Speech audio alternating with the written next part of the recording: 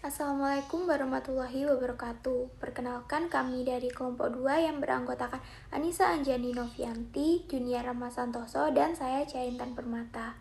Di sini kami akan menjelaskan mengenai aktivitas kepemimpinan dan manajerial. Sebelum kita membahas beberapa pokok materi, perlu diketahui bahwa kepemimpinan adalah suatu persyaratan yang penting bagi seorang manajer, dan itu merupakan alasan utama mengapa pekerjaan manajerial itu ada. Pada pembahasan ini akan dijelaskan mengenai temuan dari peneliti tentang sifat pekerjaan manajerial. Salah satu tujuan utama dari peneliti ini adalah untuk mengidentifikasi pola aktivitas yang umum untuk semua jenis manajer. Selain itu juga pada akhir pembahasan juga akan dijelaskan mengenai pedoman untuk membantu seorang manajer menggunakan waktu mereka dengan bijaksana dalam mengatasi tuntutan dan menangani konflik peran. Nah, pertama di sini saya akan menjelaskan mengenai pola aktivitas manajerial.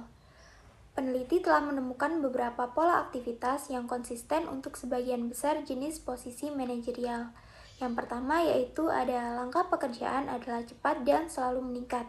Jadi seorang manajer itu akan selalu menerima permintaan informasi, bantuan, arahan, dan otorisasi yang hampir terus-menerus dari sejumlah besar orang, yaitu seperti dari bawahan mereka, rekan kerja, atasan, dan orang-orang di luar organisasi. Yang kedua yaitu isi pekerjaan yang bervariasi dan terfragmentasi. Jadi manajer itu biasanya terlibat dalam berbagai kegiatan setiap hari dan banyak di antara juga berlangsung secara singkat. Kegiatan manajer ini cenderung terfragmentasi di samping juga bervariasi. Interupsi akan sering terjadi, pembicaraan terpatah-patah, dan kegiatan penting akan diselingi dengan yang tidak penting, yang dimana itu membutuhkan perubahan perasaan secara cepat. Selanjutnya yaitu banyak aktivitas yang bersifat reaktif. Sifat terfragmentasi dari aktivitas manajerial ini mencerminkan fakta bahwa banyak interaksi yang diprakarsai oleh orang lain, dan sebagian besar perilaku manajer ini bersifat reaktif daripada proaktif. Dengan tidak adanya tekanan, suatu masalah itu akan lebih mungkin untuk mendapatkan tindakan ketika dianggap serupa dengan masalah lain yang telah berhasil dipecahkan oleh seorang manajer itu di masa lalunya. Ketika masalah tersebut dianggap secara jelas berada dalam domain tanggung jawab manajer, dan ketika manajer merasa bahwa tindakan dan sumber daya yang diperlukan itu tersedia. Kemudian manajer akan cenderung mengabaikan masalah atau menunda menangani masalah tersebut ketika tidak ada tekanan eksternal untuk tindakan dan merasa masalah itu sulit untuk didiagnosis. Dan yang terakhir yaitu interaksi sering melibatkan rekan dan orang luar. Jadi banyak manajer itu akan menghabiskan waktu mereka dengan orang-orang di luar organisasi, yaitu seperti para pelanggan, klien, pemasok, subkontraktor, orang-orang di instansi pemerintah, orang penting dalam masyarakat, dan juga dengan manajer dari organisasi lain.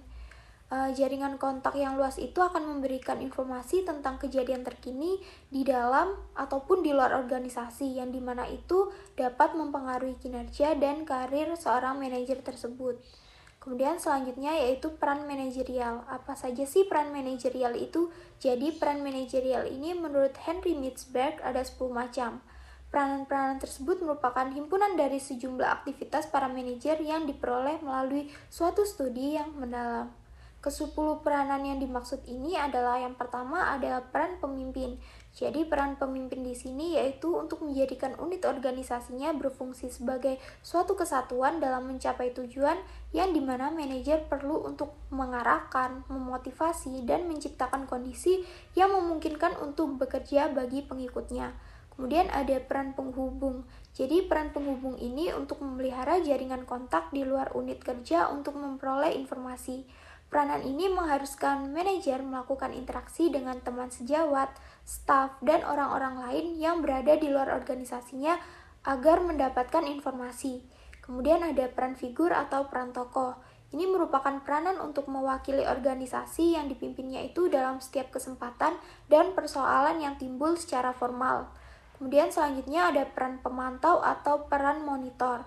Ini merupakan peran yang mengharuskan seorang manajer itu untuk menjadi pencari, penerima, dan sekaligus sebagai pengumpul informasi agar mampu mengembangkan pengertian yang baik dari organisasi yang dipimpinnya tersebut. Kemudian selanjutnya ada peran penyebar. Ini merupakan peran yang menempatkan seorang manajer itu sebagai penyebar informasi ke seluruh jajaran organisasi yang menjadi tanggung jawabnya. Jadi ini dimungkinkan karena ia memiliki akses pada semua informasi melalui peran monitornya atau peran pemantau. Yang selanjutnya ada peran juru bicara. Peran juru bicara ini berperan untuk mengirimkan informasi tentang organisasinya kepada pihak luar. Kemudian ada peran pengusaha atau wirausaha. Ini memiliki peran sebagai pemrakarsa dan juga perancang bagi sejumlah perubahan yang terkendali dalam organisasi. Kemudian ada peran penanganan gangguan. Ini merupakan peran yang membawa seorang manajer itu untuk bertanggung jawab ketika organisasinya mengalami krisis yang seringkali tidak direncanakan sebelumnya. Kemudian ada peran pengalokasian sumber daya. Peran ini bertugas mendistribusikan sumber daya dari semua jenis, itu termasuk waktu, dana, dan peralatan untuk kegiatan tertentu di dalam organisasi. Kemudian yang terakhir ada peran negosiator. Ini merupakan peran yang menempatkan seorang manajer sebagai perunding atau negosiator baik dengan pihak-pihak dalam lingkungan organisasi maupun pihak luar guna untuk memecahkan masalah-masalah yang sedang dihadapi di organisasi tersebut. Nah, 10 peranan tersebut dapat dikelompokkan ke dalam 3 kelompok perilaku manajer, yaitu yang pertama ada kelompok perilaku antar pribadi. Ini yang terdiri dari peran pemimpin, peran figur atau tokoh, dan peran perantara. Kemudian kelompok yang kedua yaitu perilaku pemrosesan informasi, yang terdiri dari peran pemantau, peran penyebar, dan peran juru bicara. Dan kelompok ketiga yaitu perilaku pengambilan keputusan. Ini yang terdiri dari peran wirausaha, peran penanganan gangguan, peran pengalokasian sumber daya, dan peran perunding atau negosiator. Sekian penjelasan dari saya, yang selanjutnya akan dijelaskan oleh rekan saya. Yang berikutnya yaitu adalah komponen inti. Stewart merumuskan model untuk menggambarkan berbagai jenis pekerjaan manajerial dan memahami bagaimana manajer melakukannya, di mana model ini memiliki 3 komponen inti. Yang pertama yaitu adalah tuntutan. Tuntutan adalah tugas, kegiatan, dan tanggung jawab yang diperlukan seseorang yang menduduki jabatan manajerial. Tuntutan meliputi standar, tujuan, dan tenggat waktu pekerjaan yang harus dipenuhi, dan prosedur birokrasi yang tidak dapat diabaikan atau didelegasikan. Yang kedua yaitu adalah kendala. Kendala yaitu adalah karakteristik organisasi dan lingkungan eksternal yang membatasi apa yang dapat dilakukan seorang manajer, termasuk mengenai aturan birokrasi, kebijakan, dan peraturan yang harus dipatuhi, serta kendala hukum seperti undang-undang ketenagakerjaan, peraturan lingkungan, peraturan sekuritas, dan peraturan keselamatan. Yang ketiga yaitu adalah pilihan. Pilihan merupakan aktivitas yang mungkin dilakukan oleh seorang manajer, tetapi tidak diharuskan untuk dilakukan. Pilihan mencakup peluang yang tersedia bagi seseorang dalam jenis posisi manajerial tertentu untuk menentukan apa yang harus dilakukan dan bagaimana melakukannya. Tuntutan dan kendala membatasi pilihan dalam jangka pendek, tetapi selama periode waktu yang lebih lama, seorang manajer memiliki beberapa peluang untuk memodifikasi tuntutan atau menghindari kendala sehingga memperluas pilihan. Perbedaan pola tuntutan, kendala, dan pilihan untuk berbagai jenis pekerjaan manajerial tergantung pada aspek situasi seperti jenis organisasi dan sifat pekerjaan. Berdasarkan penelitian Stewart, 3 faktor ditemukan menjadi penting untuk membandingkan pekerjaan manajerial sehubungan dengan persyaratan perilaku. Yang pertama yaitu adalah pola hubungan. Tuntutan yang dibuat pada seorang manajer oleh atasan, bawahan, rekan kerja, dan orang-orang di luar organisasi mempengaruhi bagaimana waktu manajer dihabiskan dan seberapa banyak keterampilan yang dibutuhkan untuk memenuhi persyaratan peran.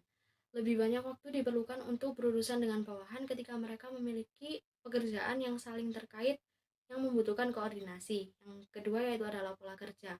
Stewart menemukan bahwa pola persyaratan dan tuntutan peran mempengaruhi perilaku manajerial, dan pola perilaku yang berbeda diasosiasikan dengan jenis pekerjaan manajerial yang berbeda. Ketiga yaitu adalah paparan. Aspek lain dari pekerjaan manajerial yang menentukan perilaku dan keterampilan adalah jumlah tanggung jawab untuk membuat keputusan dengan konsekuensi yang berpotensi serius, dan jumlah waktu sebelum kesalahan atau keputusan yang buruk dapat ditemukan.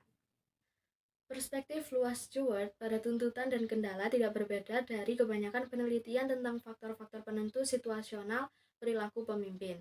Sebagian besar penelitian hanya menyelidiki satu atau dua aspek situasi pada satu waktu, dan aspek situasi yang berbeda diperiksa dari satu penelitian ke penelitian berikutnya. Pendekatan sempit ini membuat sulit untuk mendeteksi pengaruh variabel situasional yang tidak terukur dan membandingkan hasil di seluruh studi. Dengan keterbatasan ini, penelitian menunjukkan bahwa kegiatan manajerial dipengaruhi oleh beberapa variabel situasional, termasuk tingkat manajemen, ukuran subunit, saling ketergantungan lateral, kondisi krisis, dan tahap dalam siklus hidup organisasi. Yang pertama yaitu adalah tingkat manajemen. Manajer tingkat yang lebih tinggi biasanya lebih peduli dengan pelaksanaan wewenang yang luas dalam membuat rencana jangka panjang, merumuskan kebijakan, memodifikasi struktur organisasi, dan memulai cara-cara baru dalam melakukan sesuatu. Keputusan pada tingkat ini biasanya memiliki perspektif waktu yang lama, karena sudah selayaknya para eksekutif puncak memikirkan apa yang akan terjadi 10-20 tahun ke depan. Manajer menengah peduli terhadap penafsiran serta penerapan kebijakan dan program. Mereka biasanya memiliki perspektif waktu yang cukup lama, sekitar 2 hingga 5 tahun. Sedangkan manajer tingkat rendah berkaitan dengan penataan, koordinasi, dan memperlancar kegiatan kerja. Tujuan lebih spesifik, masalah kurang kompleks, serta lebih terfokus, dan manajer biasanya memiliki perspektif waktu yang lebih pendek, sekitar beberapa minggu hingga 2 tahun. Yang kedua yaitu adalah ukuran unit organisasi. Potter mempelajari manajer umum dan menyimpulkan bahwa manajer subunit organisasi yang lebih kecil, yang lebih besar memiliki pekerjaan yang lebih menuntut dibandingkan dengan manajer unit yang lebih kecil. Keputusan lebih sulit terbentuk karena banyak masalah kegiatan dan kurangnya pengetahuan terperinci yang mungkin dimiliki seorang manajer. Karena unit yang lebih besar cenderung memiliki struktur yang lebih birokratis, manajer harus mengatasi lebih banyak kendala. Yang ketiga yaitu adalah dependensi eksternal. Peran pemimpin dalam hubungan lateral mencakup fungsi-fungsi seperti mengumpulkan informasi dari subunit lain, memperoleh bantuan dan kerjasama dari mereka, menegosiasikan kesepakatan, mencapai keputusan bersama untuk mengkoordinasikan kegiatan unit, membela kepentingan unit, mempromosikan citra yang menguntungkan bagi unit, dan melayani sebagai juru bicara bawahan. Sejauh mana seorang pemimpin menekankan masing-masing kegiatan ini tergantung pada sifat hubungan lateral. Yang keempat yaitu adalah situasi krisis. Ketika ada krisis langsung atau gangguan operasi normal, harapan besar untuk pemimpin kemungkinan akan berubah. Seorang pemimpin yang efektif menunjukkan inisiatif dalam mendefinisikan masalah, mengidentifikasi solusi, mengarahkan respon terhadap krisis, dan membuat orang tetap mendapat informasi tentang peristiwa. Yang kelima yaitu adalah tahap dalam siklus hidup organisasi. Organisasi bergerak sepanjang siklus hidup yang mirip dengan organisme biologis. Ada tahap kelahiran, tahap pertumbuhan, tahap kedewasaan, dan tahap penurunan atau rehabilitasi. Pada tahap awal evolusi organisasi, tanggung jawab manajemen utama adalah mengomunikasikan visi organisasi yang diusulkan kepada pemangku kepentingan eksternal potensial yang dapat menyediakan sumber daya yang diperlukan untuk mendirikan organisasi. Setelah organisasi didirikan, tanggung jawab utama lainnya termasuk mengidentifikasi dan memperoleh teknologi yang diperlukan untuk melakukan pekerjaan, merekrut personel, menginspirasi anggota baru, dan merancang sistem manajemen yang sesuai.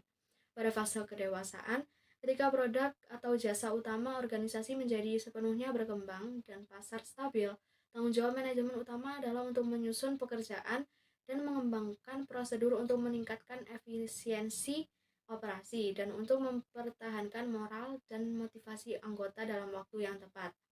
Akhirnya organisasi akan mengalami ancaman lingkungan, dan dalam fase krisis ini tanggung jawab utama manajemen adalah menentukan bagaimana cara beradaptasi dan bertahan, sehingga strategi baru harus diidentifikasi.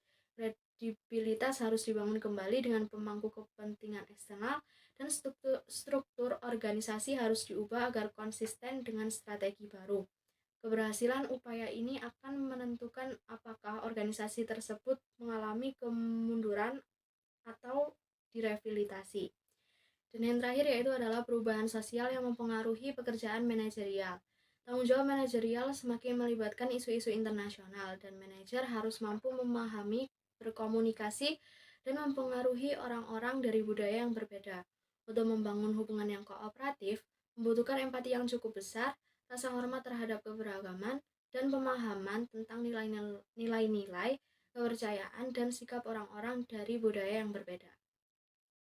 Selanjutnya ada materi mengenai keterbatasan penelitian deskriptif dalam kaitannya dengan aktivitas kepemimpinan dan manajerial. Jadi keterbatasan penelitian deskriptif ini menggambarkan bahwa penelitian observasional yang telah dilakukan ini terkait dengan sifat pekerjaan manajerial dirancang sebenarnya untuk menggambarkan pola khas dan isi dari aktivitas manajerial. Namun para peneliti menggambarkan bahwa setiap hasil penelitian yang mereka teliti itu belum tentu paling efektif untuk mendeskripsikan kepemimpinan seseorang. Jadi wawasan yang lebih andal akan diperoleh jika peneliti membandingkan pola perilaku untuk manajer dari kelas yang sama. Dan secara eksplisit, mereka akan memeriksa hubungan pola perilaku manajerial dengan persyaratan situasi pekerjaan manajerial. Selanjutnya, ada pedoman untuk manajer dalam melakukan pola kepemimpinan dan manajerialnya. Yang pertama, manajer harus dapat memahami alasan, tuntutan, dan kendala. Dalam hal ini, manajer membutuhkan interaksi tatap muka yang sering, juga mengajukan pertanyaan, mendengarkan orang lain, peka terhadap situasi yang negatif, dan mencoba menemukan nilai dan kebutuhan yang mendasari pendapat dan preferensi seseorang. Selanjutnya, manajer juga harus dapat memperluas jangkauan pilihan, di mana manajer harus dapat merencanakan dan mengembangkan agenda yang mencakup analisis atas tuntutan dan kendala yang membatasi keefektifan dan bagaimana hal itu dapat dikurangi dan dihilangkan. Selanjutnya ada tentukan apa yang ingin manajer capai. Jadi kuncinya dari hal ini adalah waktu yang efektif. Jadi manajer harus dapat menyusun manajemen waktu untuk mengetahui apa yang ingin dicapai. Selanjutnya manajer juga harus dapat menganalisis bagaimana cara menggunakan waktu tersebut. Jadi waktu penting untuk dianalisis untuk mengidentifikasi seberapa penting dan perlunya setiap aktivitas yang disusun. Jadi pertimbangkan apakah aktivitas tersebut dapat dihilangkan, digabungkan, atau diberikan pada waktu tertentu atau waktu yang lebih sedikit. Selanjutnya, manajer harus dapat merencanakan kegiatan harian dan mingguan, di mana salah satu tugas dari manajer adalah untuk menyusun dan mengatur berbagai aktivitas dan memutuskan mana yang harus dilakukan terlebih dahulu dan mana yang dapat ditinggalkan terlebih dahulu oleh manajer. Selanjutnya ada hindari aktivitas yang tidak perlu. Jadi salah satu cara untuk menghindari tugas adalah dengan mempersiapkan dan menggunakan cara yang bijaksana bagi seorang manajer. Beberapa tugas yang tidak perlu tetapi tidak akurat dapat dihilangkan dengan menunjukkan bagaimana sumber daya akan disimpan atau manfaat lain dapat dicapai. Yang selanjutnya ada taklukan penundaan. Jadi manajer harus dapat menjadwalkan waktu yang pasti untuk mulai mengerjakan tugas-tugas tidak menyenangkan yang cenderung akan ditunda-tunda. Selanjutnya, manajer juga harus dapat memanfaatkan aktivitas reaktif, di mana manajer harus mencari peluang untuk mendapatkan informasi penting, menemukan masalah, mempengaruhi orang lain, dan juga dapat bergerak maju. Selanjutnya, manajer harus dapat meluangkan waktu untuk perencanaan reflektif, di mana manajemen waktu sangat dibutuhkan dalam hal ini. Salah satu pendekatannya adalah dengan menyisihkan waktu pribadi setiap minggu untuk perencanaan individu atau menjalankan sesi strategi periodik dengan bawahan untuk mendorong diskusi tentang isu-isu strategis. Selanjutnya, manajer juga harus dapat mengidentifikasi masalah yang dapat dipecahkan untuk menghindari atau menunda tindakan atas masalah yang sepele atau yang tidak dapat diselesaikan. Yang selanjutnya, manajer harus dapat mencari hubungan antar masalah tersebut. Jadi, manajer penting untuk mencari hubungan dan mengasumsikan bahwa tiap masalah berbeda, sehingga manajer dapat memberikan wawasan lebih baik untuk memahaminya. Dan yang terakhir, manajer harus dapat bereksperimen dengan solusi yang inovatif. Karena manajer yang efektif bersedia untuk bereksperimen secara aktif dengan pendekatan inovatif untuk memecahkan masalah daripada menghabiskan banyak waktu untuk mempelajarinya. Mungkin sekian dari presentasi dari kelompok kami. Apabila ada kurangnya kami mohon maaf dan terima kasih telah menonton video kami. Wassalamualaikum warahmatullahi wabarakatuh.